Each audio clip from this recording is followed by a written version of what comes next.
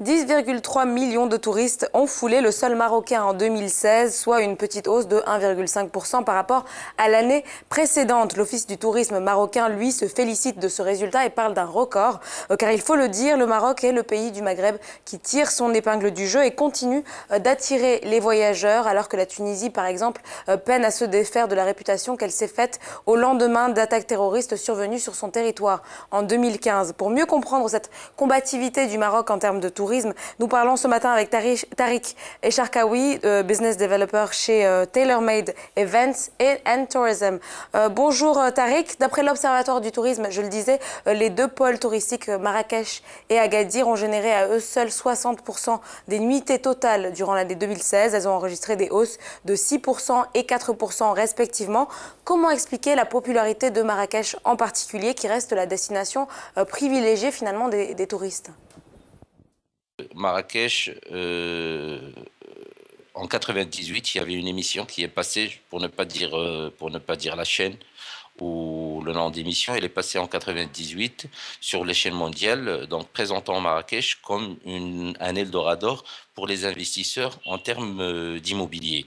Donc pendant ce temps-là, il y avait les Marocains qui vivaient dans des palaces ici à Marrakech, dans la vieille Médina ou dans l'ancien Médina, dans le quartier populaire marocain, qui avait des riads, des maisons d'hôtes, c'est des grandes demeures, et qui ont quitté ces demeures pour aller vivre dans les nouveaux quartiers.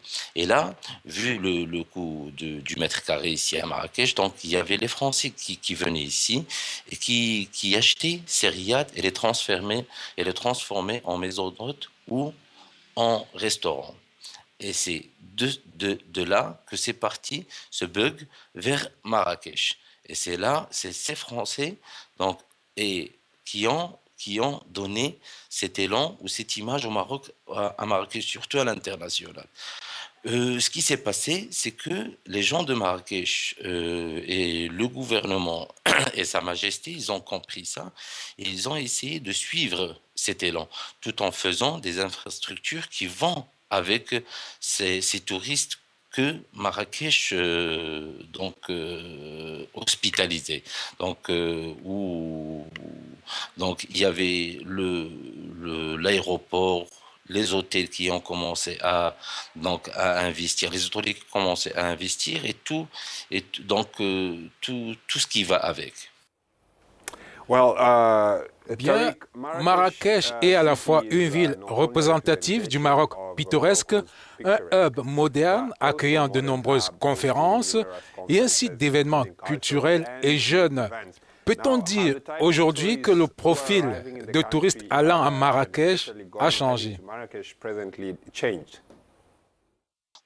Donc, si vous voulez, donc même en global, la mentalité du tourisme ou du touriste, il a changé. Donc, ce n'est pas le touriste qui vient ici, le touriste des années 80, 70 ou 90. Donc, c'est le touriste avant, c'était un client qui venait ou un touriste qui venait pour voir tout ce qui est monument, pour profiter du soleil, pour profiter de sa journée, le repos, l'hôtel, donc et la paisibilité.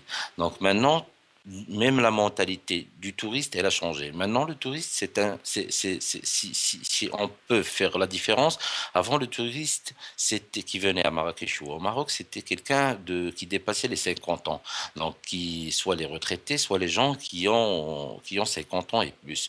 Là, la majorité des touristes, donc c'est des jeunes cadres, de 30 ans à 40 ans, qui veulent pas faire du tourisme, par exemple, impérial ou visiter des monuments et tout ça, mais ils viennent, comme vous dites, donc c'est pour profiter des activités et des loisirs qu'on leur offre ici à Marrakech. Donc, comme vous dites, il y a des restaurants qu'on peut trouver pareil, par exemple, à Paris ou, je ne sais pas, en Italie ou aux États-Unis. Donc, il y a le même service.